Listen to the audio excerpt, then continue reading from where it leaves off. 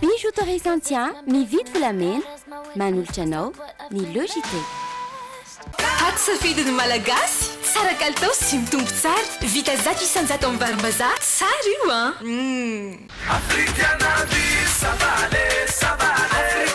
Africana avec modération sur Logité.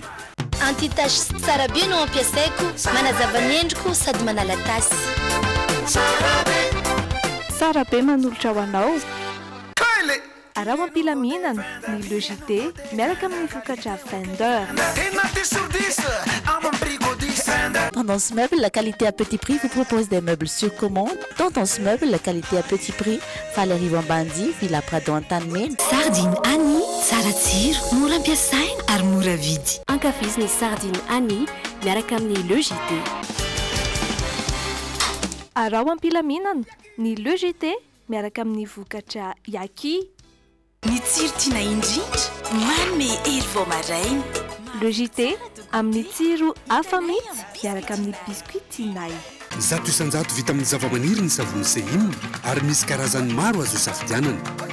Manitra, mamiratra, mateza.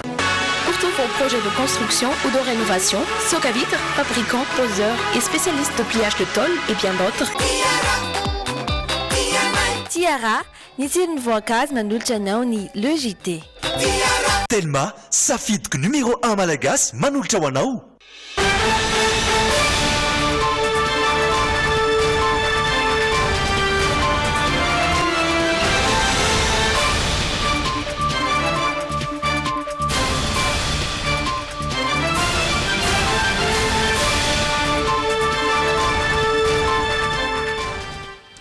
Alatsinainy faraky amby folo ny volana Desambra faly hatrany miarabantsika rehetra tonga sao ato anatin'ny Logité ny lohateny ny tapany voalohany. Atahotrana ho simba ny biby ny volon-katsaka eto Madagasikara raha tsy misy ny fandraisana andraikitra manoloana izany. Apetraka tsy ho ela ho manambaro any taolany hazo ny toetra piompiana sy laboratoara manara-penitra. Ny doboka amponja avy hatrany Stefano tahotry ny fakanambavany azy ny sabotsy teo izay voaroroana ny ratsira olon-tsotra sy olom-panjakana iray tao anatin'ny tambazotra tserasera Facebook. Nanolotra vatsy ary kilalao andreo ankizy tao amin'ny hôpitaly Zazakely ao tsara lalàna ny vadin'ny filoham-pirenena Voangy Rajaonarmampianina tamin'ny alalan'ny solotenany androany. Vola mitetina 2 miliara sy 4 tapitra isariary mahery no natolotry ny ministera tamin'ny alalan'ny ONEP ho an'ireo mpampianatra eny amin'ny sekoly tsy miankina manerana ny nosy. Any ivelany dia ny kanina na ny sampana miady amin'ny fanafoanana ny fampiasana fitaovam-piadiana no nahazo ny loka Nobel ho an'ny fandriampahalemana tamin'ny taona 17 Ankafaliana trano iarahana aminao atao anatin'ny Logité asaina ampanajana ianao iaraka aminay hatramin'ny farany. Izay ny tapany voalohany fa ny ao anatin'ny tapany faharoa ny androany dia resaka ny hafakely isika misy ihany koa ny fanatanjahantena izay betsaka ibahana betsaka tsara fara kosa no hiaraka amintsika ao anatin'ny teniteny foana. Tapany voalohany ary hitondranay sy Pierdina Razafindramanana ny vaovao.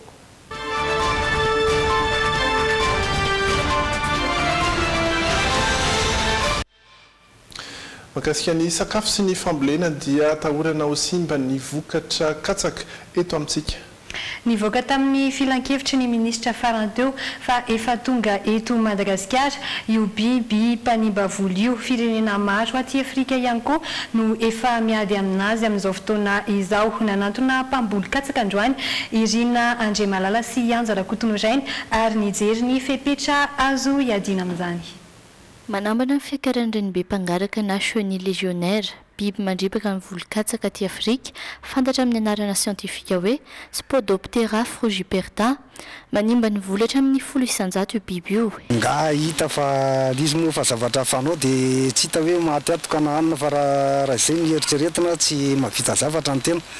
Tsy ny volo-katsaka Jean-Marie ihany no tena ho an'io chenille légionnaire io fa na ny vary ihany koa saingy amina tahambany any amin'ny fototsy ny famolena ny akaran'ilay biby. Biby ohatra sabosabo ohatra amin'izao ny halavany dia any amin'ny fotona katsaka iny izy no tena mihinana dia mimalazy izy fa tsy misondratra oatra nytony amin'nytony. Soroana tsara nefa ny fiparitahan'io biby io raha mbola vitsivitsy izy ireo. Manomboka amin'ny 500 ariary ny fanafody entina mandratraka 10 litatra. Hoan'ny taniky somary kelikely le pirivera dia efa mety dia tia tafondro ty koa afaka atao amin'izay zavatra izay. Raha nitatitra amin'izao fotoana izao dia andanian'ny gouvernement tany amin'ny firenena misy azy vola be ny fiadiana amin'ny chenille légionnaire. Ho an'i Brésil dia mitetina $900 isan-taona ny volana tokana ho amin'izany. I Rwanda kosa ny firenena afrikanina faha-efatra voaravan'ity bibikely ity. Ho an'i Zambie mitetina $300 ny volana tokana amendrahana fanafody tanimboly mirefy 3 alina sy 1 hektara. Ary ho an'i Madagasikara ny farany herinandro teo no nivoaka tao anatin'ny filakevitry ny minisitra ny fahatongavan'ny chenille légionnaire eto amintsika andrasana ny fepetra entin'ny ministera fambolena iarovana amin'izany. Izay ny eo amin'ny fambolena ny eo amin'ny fiompiana indray kosa anisan'ny mbola olana hatrany ny alatromby raha ny eto Madagasikara. Ny fiparitahan'ny taratasin'omby no anisan'ny manamora ny famotsianan'ireo omby halatra. Antony mampirongatra ny asandahalo hoy ny fikambanany fimpiomby avy any Bongolava. Tondron'izy ireo mpiray tsikombakomba amin'izany ihany koa ireo tompon'andraikitra any an-toerana ka angatahan'izy ireo fandraisana fepetra entitra raha araka ity vaovao nangoniny Jerry Edouard sy Anja Rakotonorainy ity. Olona miisa 7 tompon'andraikitra amin'ny resaka famotsiana taratasin'omby halatra no nitsamborin'ny mpitandro filaminana tao Bongolava ny volana Novambra lasa teo. Nahitana délégué mpanjakana sy fokotany tao anatin'ireo olo ireo araka ny fanazavana voaray. Manao ny asany tokoa ny fitondram-panjakana hoy ny fikambanana fimpiomby. Saingy mbola maro ireo dahalo ambony latabatra mpamotsy omby halatra. Tsikaritra tokoa fa ao amin'ny faritra Bongolava no fotsiana avokoa ireo omby nisy nangalatra tamin'ireo toerana manodidina. Malalaka raha teo ny fivarotana taratasin'omby na ilay fiche individuelle de bovidé FIB. Io FIB io moa dia ao amin'ny imprimerie nationale zany no iaingana. Any zany ny lehibe ny faritra no manana lalana maka an'io any amin'ny imprimerie nationale na izay olona atendreny haka azy. Dia avy eo izy vao manome azy ny lehibe ny district manome ny délégué mpanjakana ny anivon'ny commune. Zay no circuit normal n'ilay izy. Fa amin'izao fotoana izao Bongolava misy fivarotana FIB ao anivon'ny faritra Bongolava. Tsy fantatra hoe inona no mahatonga an'izay fa amin'ny fahasapana ihany zany dia tena mampitombo ny halatra io zavatra io satria lasa afaka mividy FIB ao izay te hianao an'izay. Nefa amin'ny alalan'ny FIB no anamboarana n'ilay taratasy fanadiovana omby-kalatra. 3 arivo ariary ireo mpisehatra amin'ny resaka omby mivondrona ao amin'ity fikambanana ity. Fanoloana tompon'andraikitra no andrasan'izy ireo mba hatontosana ny famongorana ny asan-dahalo sy ny alatromby. Efa tena matanjaka ilay tambazotra. Mila soloina misy zany ireo tompon'andraikitra any anivon'ny faritra district commune ireo izay efa zatra mpanao an'io fanadiovana omby-halatra io. Raha sy izay tsy ho fongotra io asan-dahalo io. Soloina misy ilay olona, zay zany ny fepetra voalohany indrindra. Zay vao miditra amin'ny hoe ahoana ny ametrahana ny pakady manaraka. Fa hoe nimbolana teo izay nijoroan'ny fikambanana saingy izao manambara fa vonona hiady amin'ny alatromby izao izy ireo. Makasika izay ihany dia apetraka tsy ho ela ao manambaro any Taolaniaro ny toerana fiompiana sy laboratoire toerana famonoana biby ihany koa manara-penitra. Nanao soumi ny famatsim-bola amin'izany ny tetikasa Bovima na ny Bonne Viande de Madagascar sy ny International Finance Corporation raha mangaika ny banky iraisam-pirenena ao amin'ny commune ambanivohitra Manambaro ao amin'ny distrikany Taolaniaro 520 kilometatra miala ny renivohitry ny faritra Anosy no itoby ity orinasa ity no mariana dia ny voalohany fa tsy anangona omby ary anondrana izany ny orinasa fa iomby sy anondrana ny omby manokana. Jerry Edouard sy Anja Rakotonorainy. Tsy tetikasa hanangona ny omby sy ny biby fiompy rehetra any atsimo na koa hampirongatra ny asan-dahalo ny Bovima na Bonne Viande de Madagascar. Fa kosa orinasa hitondra ny anjara birikiny amin'ny fampivoarana na Madagasikara amin'ny alalan'ny famoronan-kasa sy ny fividianana vokatra avy amin'ireo mponina any an-toerana ary zaratra ekefa amin'ireo tantsaha. Maro ny asa sosialy ivelaran'ny tetikasa izay hipetraka ao Manambaro any Taolaniaro. Ny ena ny isan'ny omby teto Madagasikara, ny alatromby mba ho ahondrana antsokosokany ivelany sy ny fiompiana nentim-paharazana no antony izany ka manaratsy ny kalitaon'ny hena vokarina. hany ka tsy misy fanondranana henomby tsony teto Madagasikara nakatina hatramin'ireo laboratoire sinoa aza. Manana tanjona ny hanovy izany ity tetikasa bovima ity. Misy projet na amélioration génétique zay ataontsika miaraka amin'ny fanjakana ary zavatra io dia hiaraka andeha miaraka amin'ilay projet. Inona moa le amélioration génétique araka ny teny monsieur le ministre teo a hoe nongotany fanambadibady iny ihany fanambadibady tao ny zavatra hafa ho ampitsika teknika vaovao ny amélioration génétique. Afaka milahatra amin'ireo firenena maro mpanondrana heny i Madagasikara. Marobe ny fanohanana natao ho an'ny fanatsarana ny sehatry ny fiompiana ka azo vinavinaina ny hampidirana ny fanondranana henomby any amin'ny $10,000 isan'ny taona. Tsy manana le traçabilité tsika amin'ny fiompiana. Tsy manana abattoir tsika manaraka norme européenne. Dikan'izany a ninninona resahan'ny olona nivelany any avelantsika eto a tsy mbola misy hena mihitsy a na lefa na ondrana anyvelany satria tsisy mpividy zany hena lefa anyvelany zany satria tsy manaraka ny norme. Fa ity zany dia anaraka an'ilay traçabilité satria pinao anatina fantatra vala izy a manana abattoir zay ho avy aty ny Union européenne tsy maintsy hijery sy andinika izy hoe omena agrément sa tsy omena agrément ny abattoir fa raha tsy mahazo amin'izay agrément zay izy nandefa omby atsy mahota izy tsy mahazo.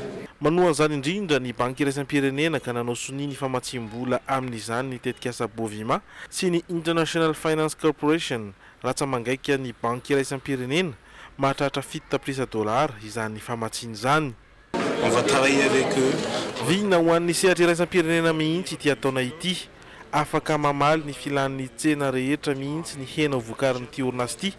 Mahatoky izay fa manana ny anjarany eo amin'izay sehatra izay i Madagasikara. Hoy Ivan Ivanov, tompon'andraikitry ny fanohanana ara-teknika miompana amin'ny protéine ho an'ny biby ao amin'ny IFC.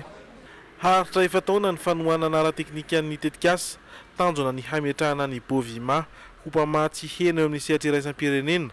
Ireo nosy manodidina sy ireo firenena any amin'ny Moyen-Orient no vinavinaina hanjifa ny hena eto amintsika. Izay mahakasika an'iny fa any amin'ny faritra andapa indray kosa dia hazo herinaratra manodidina ny 7.6 mégawatt ny mponina any an-toerana. Herinaratra azo avy amin'ny tosiky ny rano avy amin'ny tohadrany Andriamanjavona sy Belokoloko ho tonga nitokana ny foto-drafitra sateny an-toerana ny filoham-pirenena Hery Rajaonarimampianina namafisiny fa hitondra fampandrosoana ho an'ny indostria sy ny sosialy any amin'ny faritry Zavany fisiany izay herinaratra izay. Manodidina ny 5 sy 3 hetsy ny olona azo tombontsoa amin'ny tetikasa vaovao momba ny famatsiana herinaratra amin'ny tontolo ambanivohitra any amin'ny distrika Nandapa sy Sambava.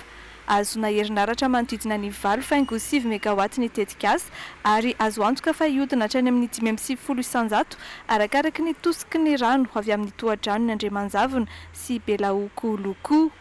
Ho an'ny mponina, mariky ny fampandrosoana ny tanàna ny fahazoana herinaratra. Mba mety voaboatiko izay mety tsy mery koa ny halitra be malakôlika regny tsy koa mazava.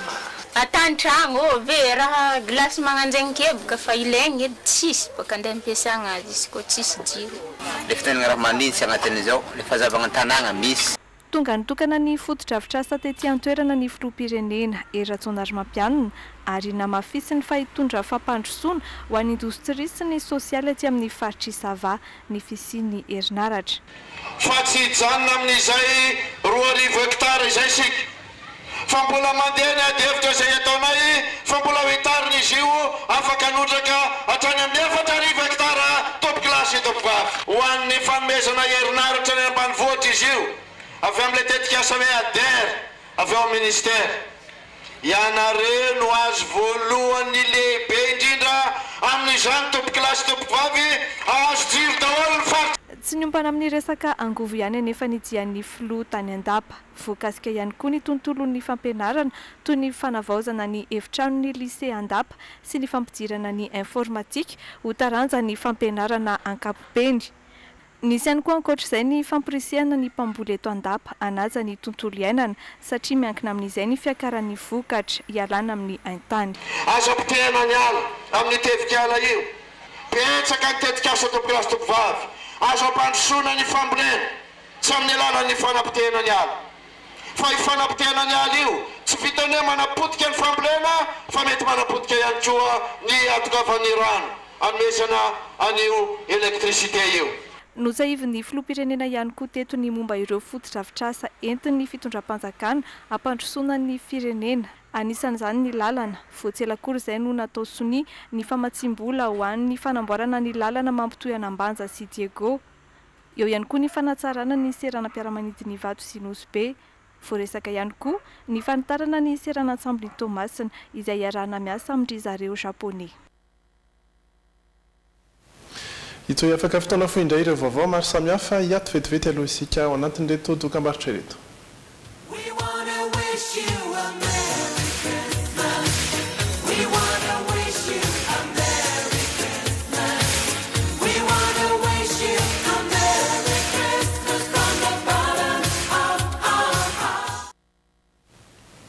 Mitoetrany ireo vaovao maro samihafa atao anatin'ny tapany voalohany ny logité rehefa avy nosamborin'ny polisy teo anivon'ny sampana Elokabevava dia niakatra fampanoavana ny sabotsy teo izy Stefano. Izy izay voarohorohona niratsira olon-tsotra sy olom-panjakana iray tao amina tambazotra tserasera Facebook nidoboka amponja avetrany izy taorian'ny fakana ambavany azy tanana vonjimaika ao amin'ny fonjana tamotra izay ankehitriny mandra-piandry ny fitsarana azy izay mbola tsy voafaritra hatreto raha arak'ity fanadiadiana nataony Miora Miaranjatov sy Miss Sarazafinjatov ity. Nahiditra amponja vonjimaika i Stefano lehilahy iray telo amin'ny 30 taona voaroroy ho naniratsira olon-tsotra sy olom-panjakana ary mpitondra teo aloha tamin'ny alalan'ny tambazotra tserasera Facebook. Ny sabotsy teo no niakatra fitsarana ny raharaha. Ny alohan'izay anefa efa nisy ny fisavana ifotony nataony teo anivon'ny brigady misana ny Elokabevava teny an-tranony teny Tosy. Rehefa nataony fisavana dia hita tao anatin'ny solosaina fa manana compte Facebook maromaro ity lehilahy ity.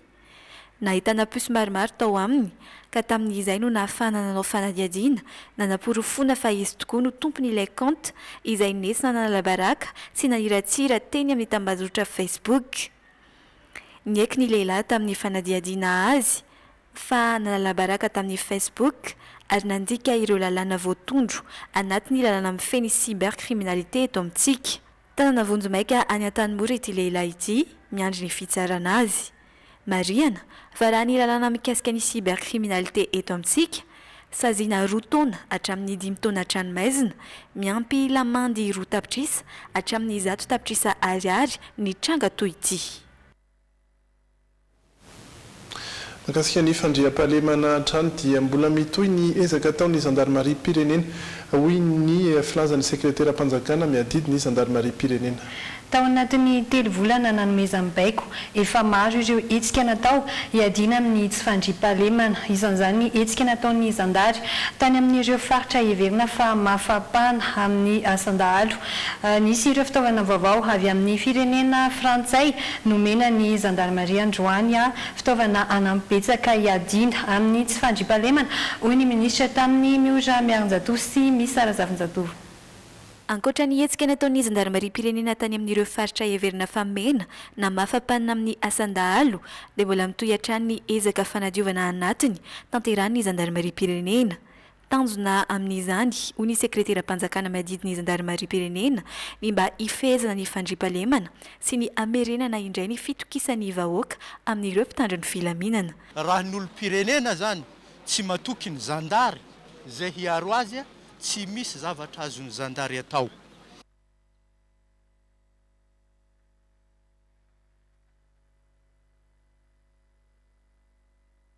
Ka ny lahara-pahamehana araka nefa natao koa hatramin'ny volana avrily dia hoe hamerina io fitokisana io. Inona nefa ny hampatoky ny vahoaka amin'ny zandary dia ny fanaovany tsara ny asany zay le izy. Ka mbola andalana atsika sarotra le zavatra miaika an'izay nefa moa zay akory tsy ampihemotra antsika. Ho fanohanan'ny Gendarmerie frantsay any Madagasikara nisy androany fanoloran'izy ireo ny fitaovana maro ho an'ny Gendarmerie malagasy hiadiana amin'ny tsy fandriam-pahalemana. Tonga nanolotra izany tetsy andrefanambojana ary raha matoa mahasovon'ny Frantsa monina sy miasa eto amintsika. C'est un témoignage de notre longue coopération. Manaprofo ny efa fisian'ny fiara-miasa ity hetsika ity. Tiako tsindrina ihany koa fa manampy amin'ny fanomezana fampiofanana maro ireo zandary malagasy izahay. Ny irinay ho an'i Madagasikara dia mba ho maro toerana hatrany eo amin'ny tontolo politika, eo amin'ny sehatry ny fandriampahalemana ary ny fampandrosoana. Madagascar, c'est naturellement la stabilité, le développement. Ireto fitaovana ireto izay nahitana kojakoja informatika, fanamiana iarovana ny zandary rehefa midina ifotony, eo ihany koa ny fitaovana entina mampianatra ny teny frantsay ho an'ny mpianatra zandary sy miaramila ary fitaovana hanampiana ireo zandary mpanao famitorana. Eo amin'ny lafiny sosialy indray kosa dia fianakaviana sairana avokoa ny 500 isanjato ireo ankizy tsaboana etsy amin'ny hôpitalin-jazakely etsy Tsaralalàna.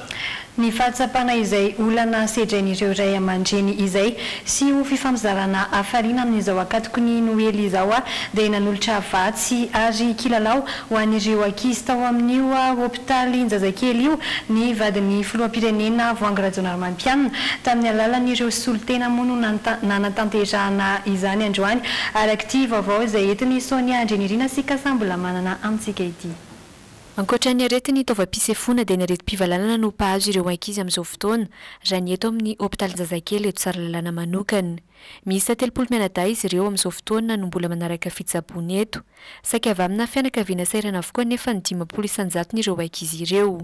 Misy ihany sosialy eto anivon'ny hôpitaly, saingy tsy ampy raha ny fanazavan'ny tompon'andraikitra. Tena manana sosialy mihitsy ntsika eto amin'ny hôpitaly ary tena mandray an-tanana fa be koa no lasa sosial daholo mararintsika dia tsy maintsy zarazaraina koa tsy hoe olona ray ihany no amenan'le sosial fa ny fahatsapana izany olana sedrain'ireo ray aman-dreny izany sy ho fifampizarana hafaliana amin'izao akatoko ny fetiny noely izao dia tsy nanadino ireo ankizy teto amin'ny hôpitalin-jazakely eto Tsaralalàna ny vadin'ny filoham-pirenena Voangy Rajaonarimampianina tamin'ny alalan'ireo solitenany. Izy ireo zany dia vary, menaka, savony, ronono, kilalao ho an'ny ankizy.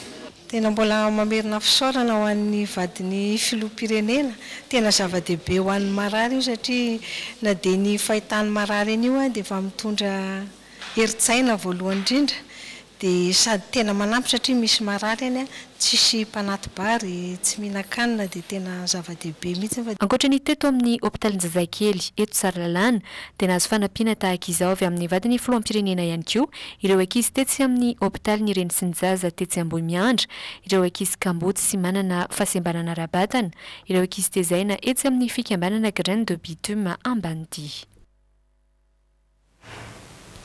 Eo amin'ny lafiny fampianarana indray kosa vola mitentina 1 miliara sy 4 tapitrisa ariary no natolotry ny ministera ny fanabeazana tamin'ny alalan'ny ONEP ho an'ireo mpampianatra eny amin'ny sekoly tsy miankina.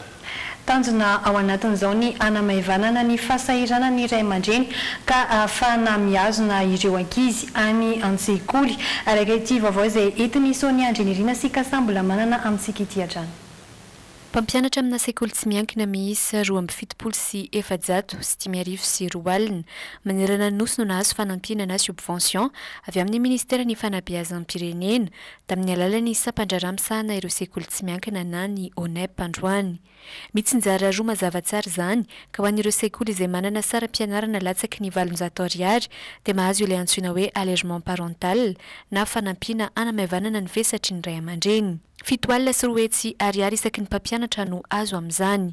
Ny faharoa kosa dia fanampiana omena ny mpampianatra rehetra tsy ankanavaka izay manana fahazon-dalana ampianatra. Ny tanjona ao anatin'izay dia araka ny efa fantatritsika dia tsy vitan'ny fanjakana irery ny fanabeazana zaza malagasy fa tsy maintsy miara mirindran-dalana amin'ny sekoly tsy miankina ny fanjakana fanabeazana dia noho izany dia notsinjovina manokana ny mpampianatra eny anivon'ireo sekoly tsy miankina ireo ary izany ihany koa dia mba hisian'ny fitazomana ny zaza malagasy eny anivon'ny sekoly. Nambaran'ity solitena iray avy amin'ny sekoly tsy miankina FFSM ity fa zava-dehibe tokoa izao fanampiana izao.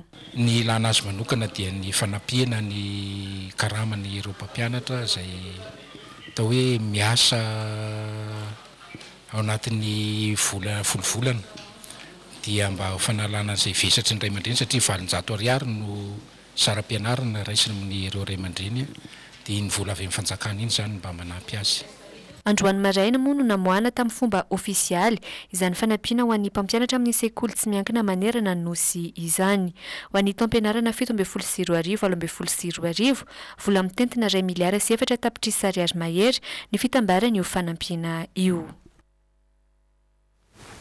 Izay ny eto an-toerana ny any ivelany any Romania dia naliny maro ny olona nidina an-dalambe tao amin'ny renivohitra Romania.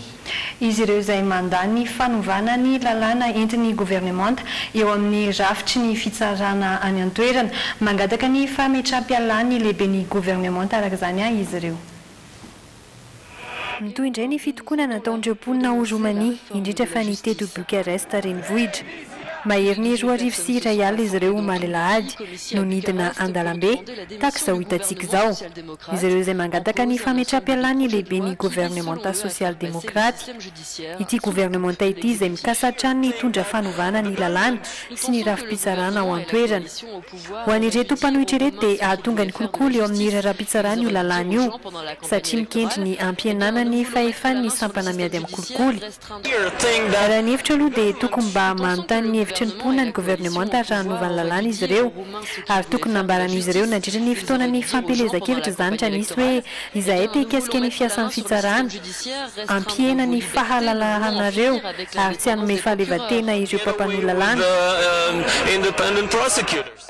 Amin'ity herinandro ity no vinavinaina hovidiana eo anivon'ny parlemanta ny lahatsoratra mandrakitra izay fanovana izay raha tsy ahivina tamin'ny volana janoary teo no nikasa hitondra ireo lalàna ireo ity gouvernemanta ity fisian'ireo mpanao fitokonana anetsiny tao Romania.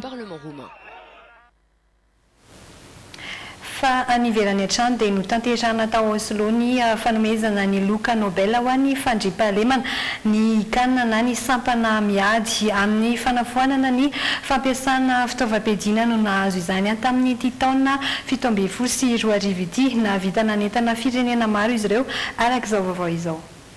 Lapan'ny tanàna teto Oslo no nanatanterana ny fanomezana ny loka Nobel ho an'ny fandriam-pahalemana 17 sy 20.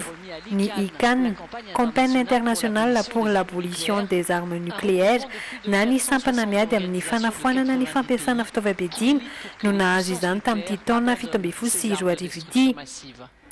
Misa 700 ny fitambarany fikambanana mivondrona ao anatin'ny ICAN. Izy ireo izay avy amin'ny firenena 90 miara-mientana amin'ny fanafoanana ny fampiasana fitaovam-piadiana mahery vaika. The story of nuclear weapons will have an ending. Mbola hitsahatra ny fampiasana fitaovam-piadiana nukleary mahery vaika. Isika ihany anefa no manapaka izany. Ho farany fitaovam-piadiana nukleary ve izany sa fiafarantsika? Ny ireo no tsy maintsy ho tanteraka. Ny fantatra dia mitsahatra ny miaina isika rehefa samy mifamono. Fa isan'ireo tonga nijoro vavolombelona tamin'ity fanomezana loka Nobel ho an'ny fandriam-pahalemana 17 sy 20 ity ihany koa i Setsuko. 13 taona ny tenany tamin'ny fotoana ny daroan'ny Amerikanina bomba ny Hiroshima. Ho antsika rehetra izay miaino indramoka ary indro averiko ny tenin'ilay olo tsy fantatra tamin'izany fotoana. Hoy izy tamiko hoe azakivy, tohizo ny lalana, arao ny lalan'ny fahazavana. Marina fa firenena 20 no efa nanao fifanarahana mikasika ny fandrarana ny fampiasana fitaovam-piadiana ara-nukleary niaraka tamin'ny firenena mikambana ny volana Jolay teo. 3 tamin'ireo firenena ireo ihany anefa no nanaiky izany. Izay ny vaovao maro samihafa nentina tamintsika ireto indray kosa ny miandry antsika ao anatin'ny tapany faharoa ny logité Iresaka mikasika ny basketball sy ny échec ary ny boxe itsika ao anatin'ny idesport. Efatrandro taty aoriany nalasan'i Johnny Hallyday dia nisy nangalatra sady ny marika an-dalambe izay mitondra ny anarany. 4 taona izay ny Repoblika faha-efatra izay indray no fanontaniana napetraka tao anatin'ny Uyanawa androany. ireo rehetra ireo no mbola anasananao tsy hisaraka aminay ao anatin'izay tapany faharoa izay arahanao amin'ny rizataina sy rajao fa aorian'izay dia anaraka publi reportage na fanadiadiana dokavarotra iray mikasika ny postra isika tena dia mametraka ny veloma mandra-pitafa ho amin'ny manaraka indray veloma toboko. Jingle bells, jingle bells, jingle all the way. Oh, what fun it is to ride in a one-horse open sleigh. Jingle bells, jingle all the way. Oh, what fun it is to ride in a one-horse open sleigh. Mitoy ny logité ao anatin'ny tapany faharoa manomboka eto indray isika ary dia resaka zavatra maromaro ihany miaraka amin'ny tsara fara manao ny ianao. Salama rizataina, salama tsika rehetra tompoko. Anatin'ny voalohany ho resantsika alohan'ny resana ny fanatanjahantena dia ny miteniteny foana.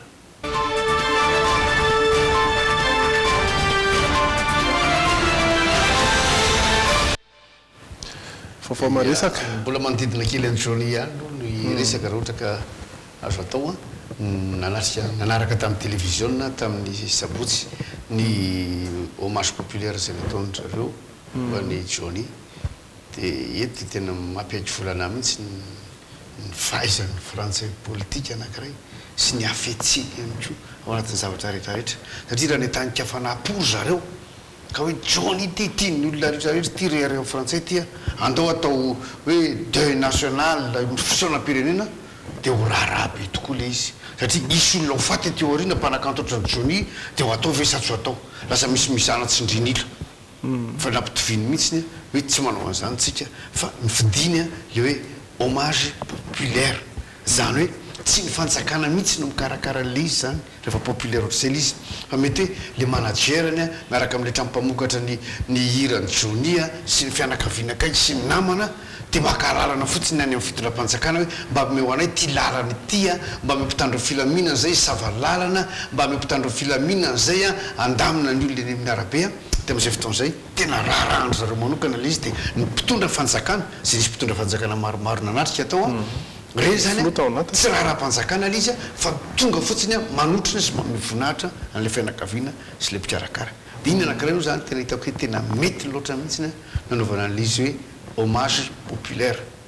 Anankiray faharoa nafinaritra tamin'le izy na dia faorina aza le izy dia ny fahalafantarana fa tena kristianina hiringiriny katolika hiringiriny Johnny Hallyday nanana ny fahalemena izy nanana ny atao hoe ditra nataony izy kanefa na izany aza dia tsy nisakana mihitsiny zany any Johnny tsy niova mihitsiny ny finoany an'Andriamanitra fa dia nilanjainy teny foana nandritra ny fotoana rehetra ny ainany le lacroix misy ny sarin'ny Jesou Kristy vomby amin'ny azo fijaliana iny nanaraka anazy foana iny na teny ambony sehatra na tamin'ny fiainana andavanandro zay ny anankiray zay lasa ny vadiny moa zany iny tamin'ny hita tamin'le hommage tamin'le dia nafinaritra zay dia ny fahatelo kosa zay anisan'ny ary zay ny mba mamalagasy ary zay ny tsy mahagasy any Johnny dia ny fahitana hoe amin'ny zareo ny vinanto dia tsy mba havana ohatra fotsiny zao teny ampianao naseho nrangaranga teo amin'ny dably voalohany teo ry David sy Laura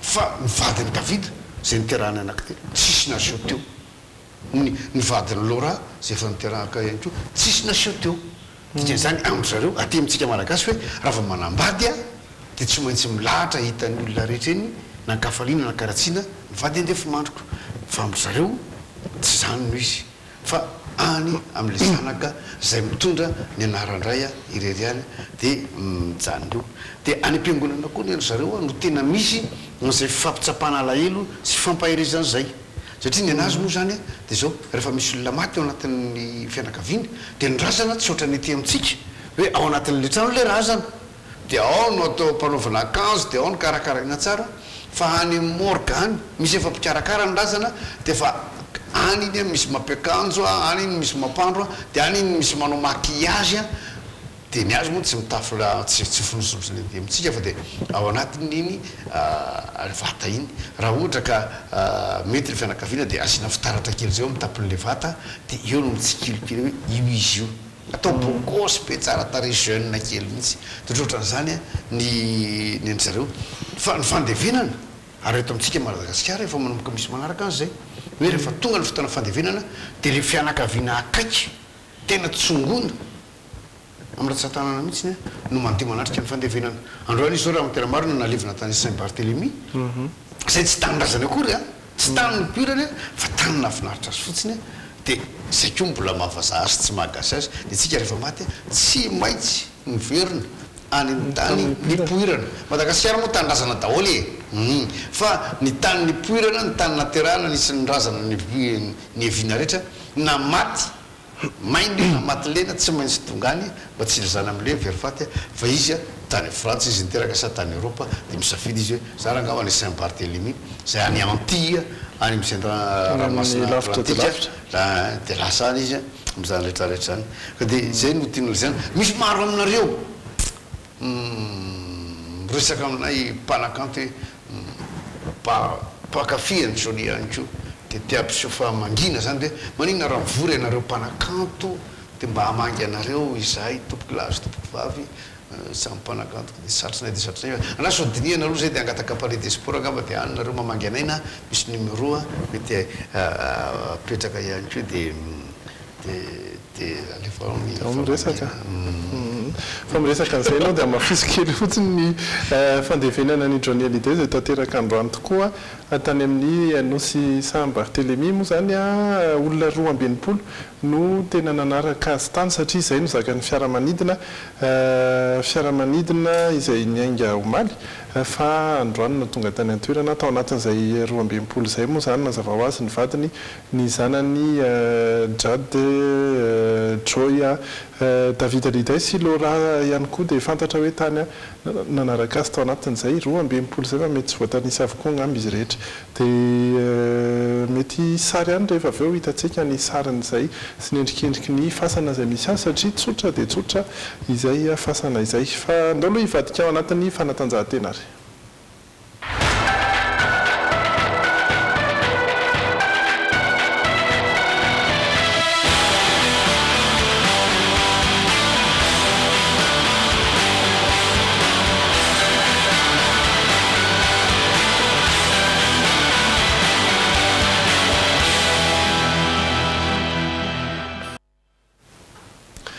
vao maromaro no entina mitsika ao anatin'ity fanandiandiana hoentin'ny Andry Nalaina Andriamasy eo amin'ny sarin'ny Stéphane Rakotomalala ity anisan'izay ny vaovao tsara avy amin'ny taranja atao hoe échec satria dia voahositra tompon-dakan'ny Afrika teo amin'ny échec hiarifidy eo amin'ny basketball sokajy NA kosa dia ny boeny avokoa no ny batany anaram-boninahitra maro tompon-dakany Madagasikara sy mbola misy ihany koa ny vaovao hafa arahantsika anatin'ireo tsara reto. Tompon-dakany Afrika ho an'ny kilalao-tsaina échec Milan Toarfidy Ralisson sokajy latsaka ny 10 taona.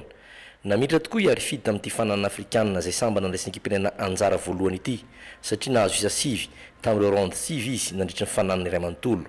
Tsy nitsangamenitra koa ireo ekipa aminy tany amin'ny larina faha-sivy Rakotoarsoa Itokina sokajy latsaka ny 12 taona. Larina faha-dimy Andriamanalina Tsiresy latsaka ny 10 taona ary larina faha-fito Andriamaharo Mity teo amin'ny sokajy latsaka ny 1 taona. Mpilalao miisa 10-7 avy tamina 412 nandray anjara tamin'ity fiadiana zay tompon-dakany Afrika ho an'ny kilalao-tsaina échec zay natao tany Giza Egypte ny herinandro lasa teo ity.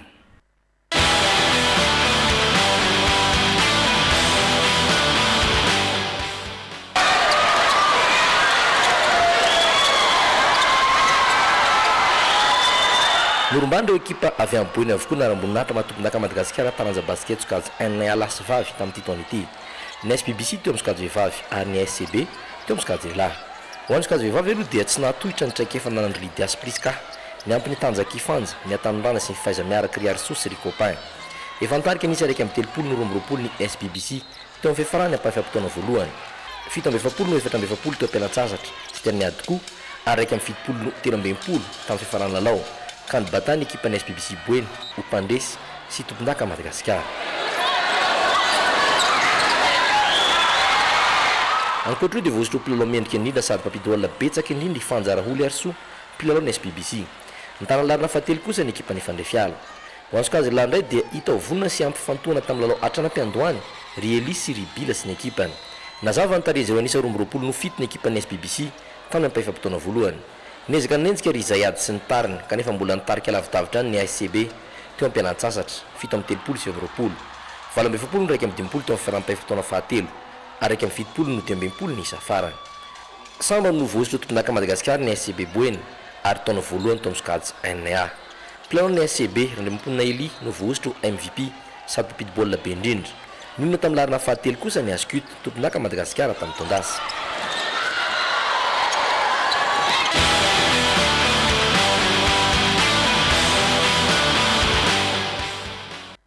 Tontoso tolokandro tany Nyon Suisse ny atsapaka namarita ireo ifandona amin'ny dingana ampavalon-dalana ho amin'ny fiadina izay tompondaka ny Europe isan-tarika na Ligue des Champions. Niavaka indrindra tamin'izany ny fampikatroan'ny Real de Madrid tompondaka farany amin'ny Paris Saint-Germain izay voavina nanao ny mplalaony ka nividy lafo be Henry Neymar sy Mbappé. Any amin'ny kianja ny Santiago Bernabéu ny lalao mandroso ny 12 na 17 febroary taona 2024 ary amin'ny Parc des Princes kosa ny lalao miverina ny 20 na 21 febroary. Lalao andrasa maro koa ny fandonan'ny Chelsea sy FC Barcelone. Ankoatra dia toy izao ny fihaonana hafa. Juventus ihaona amin'ny Tottenham, FC Bâle ifandona amin'ny Manchester City, ny FC Séville fampikatroka amin'ny Manchester United, Shakhtar Donetsk ihaona amin'ny AS Roma ary Bayern de Munich ifandona amin'ny Besiktas.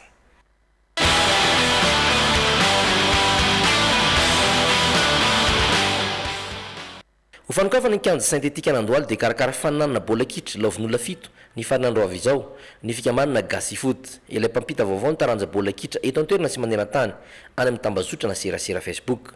Iavaka tokoa ty fanana ity izay nampitondray ny anarana hoe The Best Fan. Natokana ho an'ny mpankafy Champions League satria ny ekipa rehetra dia fikambanana mpanohana ekipa ohatrany hoe mpanohana ny PSG, mpanohana ny Olympique de Marseille, mpanohana ny FC Barcelone dia ireny ekipa efa mivondrona ireny zany no nasainay andray anjara amin'ny tournoi dia misy ekipa eo amin'ny 420 eo zao efa inscrit ao anaty tournoi. Match 2x10 amin'ny phase éliminatoire, amin'ny phase finale izy mivadika 2x15. Ankoatra ny bola kitra dia azo amboary sy loka ihany koa ireo mpanohana ny ekipa mendrika sy miavaka indrindra. Ny 9 sy 17 Desambra avy izao ny dinga fanitsanana isam-bondrona ary ny 13 sy 14 Septambra kosa ireo dinga ny famaranana izay samy ho tanterana ny kianja syntetika nandoalo.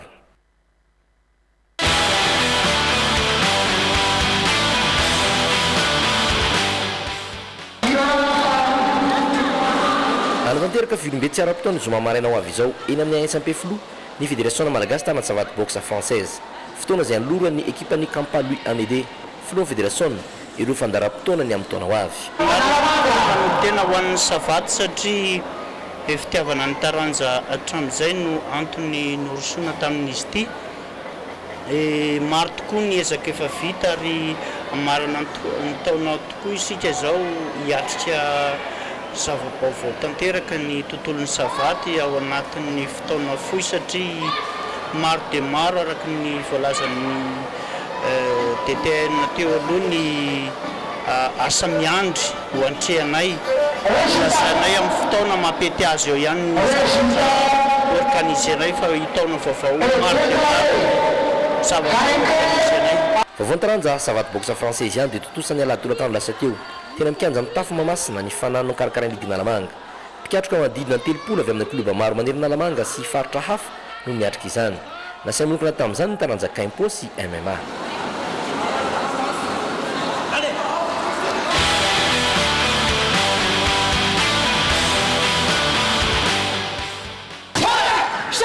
Taranja fantatry malagasy atriniela ny kokosol satria ty taranja iady ty no isan'ny fiarovatena ny mpiambina ny filoha tamin'ny Repoblika faharoa. Izany hoe nampiasain'ireo mpiambina ny filoha teo aloha Didiratsiraka tao anatin'ny Rezep. Manomboka miverina eto Madagasikara izany amin'izao fotoana satria manetsihetsika izany ry Maître Hakim sy ny ekipany. Ilay Koreana manana ny tepana mainty 5e dan amin'ny kokosol. Taranja somary mahery herisetra ny kokosol. Izy aloha marina fa dia mahery setra satria zany voalohany indrindra art martial koreana dia izy ny art martial koreana traditionnel izay mandrimbona ny art koreana rehetrarehetra.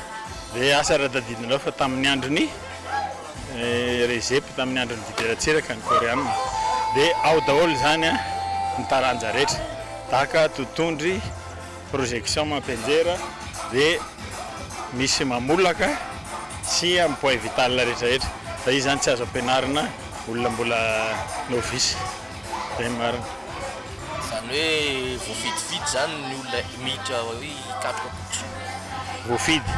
Voafidy satria raha mampiasa an'ilay teknika any ivelany dia mety tsy voamaîtriser dia mety anahirana zany mety animba olona fa mila olona efa mba zajatra zany zay vao tafiditra ato. Isaky ny misy hetsika ara-panatanjahantena indrindra fa mahakasika ny ady dia misy mampafantatra taranjy ity ireo mpikatroka izay vao eto Antananarivo ihany aloha misy azy. Isaky ny larobia hariva sy sabotsy maraina no manao fanazarantena ireo mpikatroka kokosolo eto Madagasikara.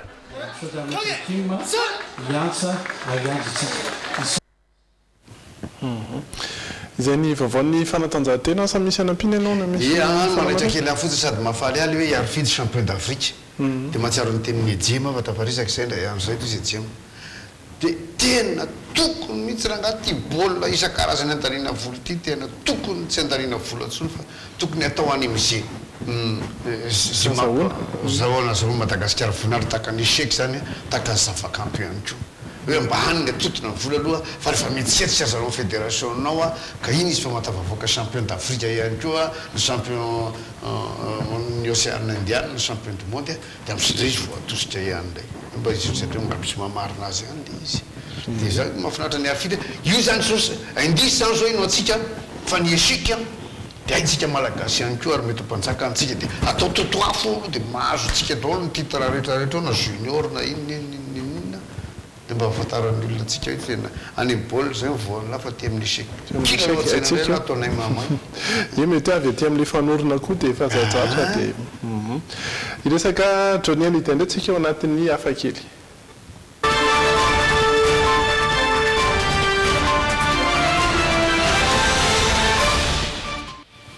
Rehefa avy eo moa nijerentsika ihany ilay sary noresahana teo hoe sary avy any amin'ny Saint Barthélemy toerana nandevenana azy fa zaho aloha mahakasika indrindra ny hafakely atao anatin'izay fotoana narenesana ny fanasany Johnny Hallyday zay dia nandeha be mihitsy ny varotra ny ireny kojakoja manodidina anazy ireny zany hoe ohatra hoe ny t-shirt misy ny sariny fa misy ihany koa ny kopy ny diska ny hira mazava ho azy nandeha be ihany koa ary dia be ny varotra an'izay hatramin'ny fandevenany teo ary mbola inona fa mbola itoy izay amin'ity herinandro ity fa nisan'ny zavatra nitranga ihany koa dia nisy nangalatra mihitsy zany ny zavatra sasany tahaka ny hoe fitaovana iraisan'ny daholobe eny amin'ny arabe eny misy ny takelaby misy ny soratry misy ny anarany Johnny Hallyday tamin'ity tanàna anankiray antsoina hoe Charvieux Chavaneux ity no nisy an'izay andao arahana ny sary.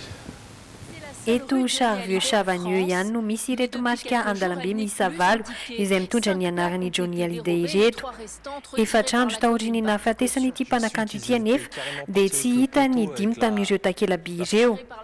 Trangan-javatra izay anisany nanaitra ny mponina sasany dia ity antoerana. Tsikatro hoe tena tsy teo intsony ilay soratra, no eritreretiko hoe noesorona izy ireo hatramin'ny fitoerana mihitsy aza. Amiko mety hoe misy tian'ireo olona ambara matoa nalaina ireo marika andalambe mitondra ny anaran'ireo. Nanapa-kevitra ny anala ny ambin'ireo marika andalambe ny ben'ny tanàna ao antoerana. Nandray izany tahaka ny foaram-pefy ny mpankafy Johnny Hallyday mantsy izy. Araka izany dia nanolotra izao hevitra izao. Un simple message à ceux qui les ont prises. Ity no afatra kely ho an'ireo izay naka ny marika andalambe. Misy ny anarany Johnny Hallyday. Tsy hitory anareo izahay. Raha ohatra ka mitony teny ireo naka izany dia hiangaviana mba hanonitra izany ara-bola. 20 euro ny vidiny iray. Raha mandefa izany, izay naka ireo marika andalambe ireo dia tsy hanino izahay. Amin'izao fotoana izao, mieritreritra ny hamaritra ireo ambina takelaby ho an'ireo izay mitady izany moa ity ben'ny tanàna ity. Satria dia iny ihany aloha zany hatreto ny lalana mitondra ny anarany Johnny Hallyday, ny lalana tamin'iny faritra iny ary dia asa mety hoe nety koa ve izay hoe tsy misy ny sazy ho an'izay mitonga mitolo-tena fa dia raisina fotsiny vidin'ilay mpanao piraty io zany zao tena tsy maintsy isy e ary io ka vazaha ohatra gasy io zany tena bagaratra plato efa samy efa mitovy daholo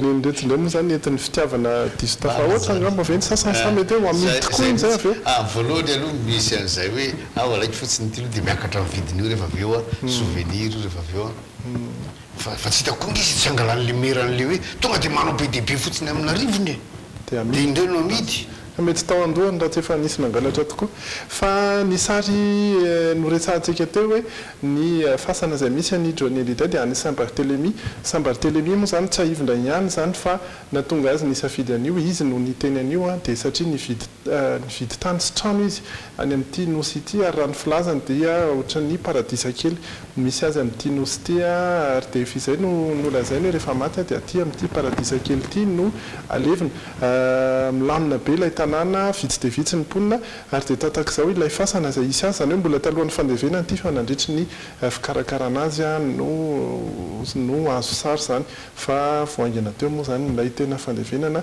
nangatany ihany koa dia hoe mitovy amin'ny fasan'ireo olona rehetra amin'ity cimetière ity no atao fasana fa tsy atao misy mampiavaka azy dia izay moa zany no faniriany izy no tanterahana ihany koa araka izao hitantsika izao mitovy tanteraka tsy misy hoe mahafa azy amin'ireo olona hafa milevina amin'ity faritra ity izay ny sary avy any ary dia ivenaka ilay tanterantsika farany ao anatiny hoy ianao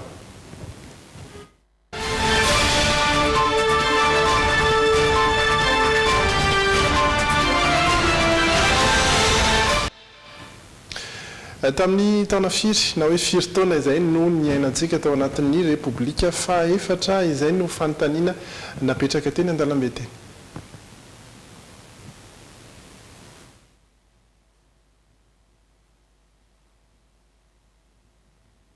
mbola tsy ao ny sary sa efa ao ny sary mbola tsy vonona angamba ny sary mahakasika ny izay hoy ianao izay repoblika faefatra izay afaka omena avy hatrany ihany ny valiny fa dia ny 1 Desambra 14 izay no ny atombohan'ny repoblika faefatra ho an'ny Madagasikara ary dia vitantsika avy hatrany ny kajikajy na ian'izay ve ny olona teny an-dalambe teny natadidy ihany koa an'izay 1 Desambra izay hojerentsika ny sary raha ohatra efa ao araka ny hevitra ao mety firy taona izay ty repoblika faefatra ity tena marina tena tsy voareperako tro no hatratra miadi-piainana tena marina tena tsy ao ntsony efa taona nanomboka tamin'ny taona firy dia iza ny mpitondra azy nanomboka tamin'ny 2013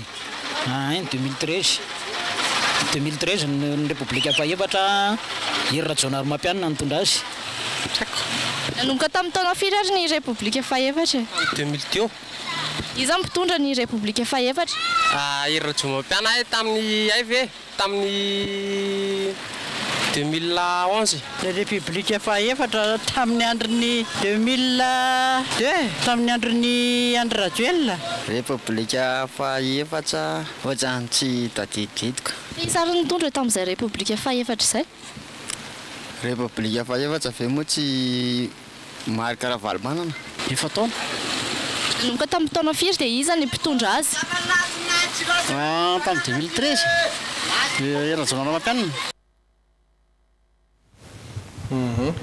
1 Desambra 14 efa noresahako teo ihany zany hoe 7 taona ny repoblika faefatra vitsy ihany no tena nahita azy teo mety anton'izay koa tsy nisy ny hoe fahatsiarovana manokana na fankalazana manokana tsy nisy intsony marimarina kokoa satria nisy any tany am-boalohany ary ny nandritra ny tetezamita no nametrahana an'izay ary dia ny filoha voalohany tao anatin'izay zany dia ny filohan'ny tetezamita Andry Rajoelina ny filoha voafidy kosa dia Iry Rajaonarimampianina no filoha voafidy voalohany tao anatin'izay repoblika faefatra izay 7 taona katroka ho an'ity androany ity fa tsara mpahafantarina aloha tsara fampatsiaivana fa ny repoblika dia ny lalam-pandroenana mamaritra azy zany raha matoa zany tsika zao repoblika faefatra dia fa lalam-pandroenana faefatra zany zao ny iainantsika dia io lalam-pandroenana faefatra resanao io tamin'ny 14 tsika nanao an'le fitsapakevakiny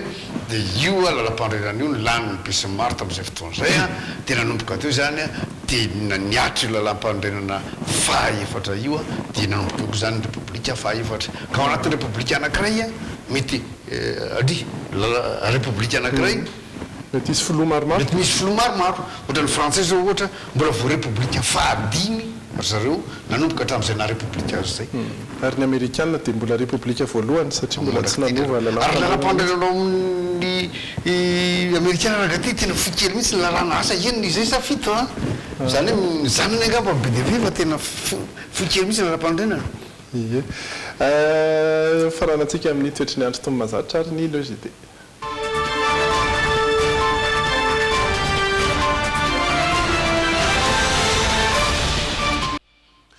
ny rahampitso araky ny hohitantsika amin'ny sary maromaro ihany ny faritra zay misy ny orana ary dia tokony tandrina ao anatin'izay ny malomaloka nisan'ny misy ny orana zao dia antsiranana Antananarivo ihany koa anatin'ny vinavinaina fa isy orana rahampitso Toamasina Antsirabe Fianaratsoa kosa dia ho sarotsarona ny lanitra tsy tokony ho betsaka ny ranon'orana ao an-drahampitso na izany aza fa isy ny kotroka anareo amin'ireny faritra ireny Mahajanga sy Toliara no azo antoka fa tsy isy ny orana rahampitso Rahona sy ny Masoandro no ifandimby ny Maripana roa amby telopolo mafana indrindra ny Mahajanga raika amby telopolo ho an'ny Toliara sy Toamasina ary Antsiranana ary ny faritra Mangatsika dia mbola anatin'ny Mangatsika hatrany moa zany fa niakatra kely ny Maripana na izany aza 20 Antananarivo 17 Fianarantsoa ary 15 ho an'Antsirabe amin'ny 10 ora no hiposaka ny Masoandro an'ny rahampitso ary amin'ny 9 ora sy 7 vao ilentika ao anatin'izay amin'ny ankapobeny manerana ny Madagasikara izay koa no etsika mamarana ny logité tsara fara ia nresake satria resaka orantsika tanatin'ny toetrandro dia efa tsy mahagaga moa rehefa avy ny orana zay andrandray ny tatsara rehetrrehetra ndraytsika rehetrrehetra mihitsy mba anabevony tany andray dia ny côté ratsin'le izy sy mba ndray ny lalana dia eo alohany Jovena eo no 7 amby rond-point eo mivoaka ny tetezana raha avy amipita tafika anao misy lalana misy lavaka zay tozy vonamboarina voangana fa asa na onana mahery loatra ny orana na ratsy ny fanamboarana an'le lalana fa dia miverina potika indray le lavaka io dia io tompoko miteraka embouteillage ianjana be mihitsy fa laivina rosaratsainy zany hoe olona miala avy any Bato Miravavy amin'ny 4 sasany maraina amin'ny 7 sasany vao tonga eo amin'io Anosizato nohon'izay lalana lavaka anankiray tapaka zay dia mba manaitra ny zay Batompona ndraiky ihany fa tena rehefa be dehibe ohatr'izay ngeny embouteillage ka be dehibe masoka reny fa tiantoko ny orinasa fa tiantoko ny olona ny entona vokatry gazoal sy ny lasantsy manidina fotsiny nefa tsy avitanany ninona etsika menakavy ihany fa tiatika tsoka tompoko niaraka taminay eny ary tera mifitso indray ny fotoana manaraka amin'ny 7 ora sasany veloma tompoka